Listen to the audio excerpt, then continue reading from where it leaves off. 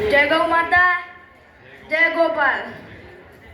बोलो गौ मात की, कृष्ण कन्हैया लाल की, सत सनातन धर्म की। परम पूज्य परम वंदनीय संतोना चरणों में कोटि कोटि नमन। चंद्रास्त गोत्र में श्री कांतिलाल दवे तथा मातु श्री गीता देवी ना ज्येष्ठ पुत्र वैदिक धर्मानुकारी श्री किशोर शास्त्री जी जे ज्योतिषपीठ शंकराचार्यना सचिव तरीके तेमज शारदापीठ शंकराचार्यना प्रवक्ता तरीके नियुक्त थया छे। ए बदल शास्त्रीजीना चरणों दंडवत प्रणाम सह आप बधाने शुभेच्छा आपू छुं के आपણા શાસ્ત્રીજી નિયુક્ત થયા છે એ મારા તમારા અને આપણા બધા માટે ગૌરવની વાત છે।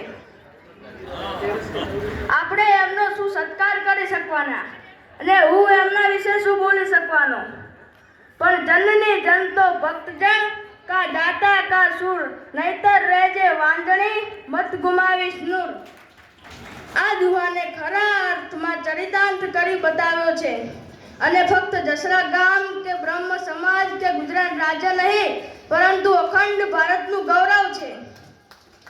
અને હું તો નસીબદાર છું કે આજે તેમને સત્કારવાનો મોકો મળ્યો। હું ભાગ્યશાળી છું કે આજે અહીં ઉપસ્થિત છું। આપણા બૃહદ બનાસકાંઠાના ગૌ સાંસદ તેમજ ગૌ પ્રમુખ પણ અહીં ઉપસ્થિત છે। આપણા માનનીય ગૌ સાંસદ રામભાઈ રાજપૂત અને આદરણીય ભૂદેવ મહેશભાઈ દવે તેમજ આપણા બનાસકાંઠા જિલ્લાના ગૌ સેનાના પ્રમુખ દલપતસિંહજી ચૌહાણ અને બીજા ઘણા માનનીય વડીલો દ્વારા ગૌરવ સંકલ્પ અભિયાન ચલાવવામાં આવે છે। એ અભિયાનમાં હું પણ ગૌરવથી બન્યો છું। એનાથી શારીરિક માનસિક અને સામાજિક ઘણા ફાયદા થયા છે। અને અત્યારે આવડા મોટા પ્રસંગમાં સંતો મહંતોની હાજરીમાં તમારી સામે માઇક પકડીને ઊભો છું એ પણ એનો જ એક ભાગ છે। ગૌ માતા રાષ્ટ્રમાતા કેમ હોવી જોઈએ? આ દેશ કયો છે? આ હિન્દુસ્તાન છે અને હિન્દુઓની માતા કોણ છે? ગૌ માતા। તો ગૌ માતા હિન્દુસ્તાનની માતા થઈ તો હિન્દુસ્તાનની માતા રાષ્ટ્રમાતા થઈ કે નહીં? તેમ છતાં જો ગૌ માતાને રાષ્ટ્રમાતા બનાવવા ભગવાન શંકરાચાર્ય અને આવા સંતોને પણ આંદોલનો કરવા પડે છે તો ધિક્કાર છે તમને ને મને કે સરકાર સાંભળતી નથી।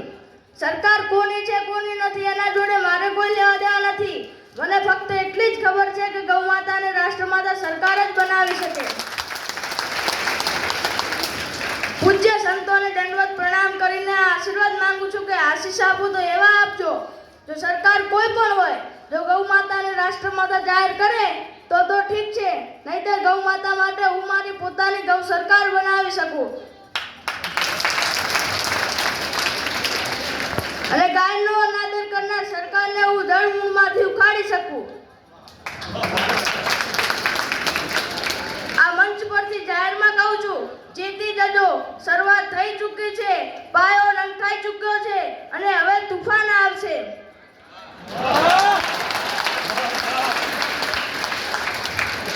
અને હા, જો કોઈ એમ વિચારતા હોય કે આટલું નાનું બાળક શું કરી લેશે તો સાંભળી લો, હું એક હિન્દુનો દીકરો છું। નાનું તોય નાગનું બચ્ચું, ચાળો કરતા નહીં નહીંતર ઉજાળો કરતા વાર નહીં લાગે। તેમ છતાં જો ક્યારેક અખતરો કરવો હોય તો કરી લેવાની છૂટ છે। એ તો મામલો મેદાને આવશે ત્યારે બતાવી દઈશ કે જનેતા અને ગાયના દૂધને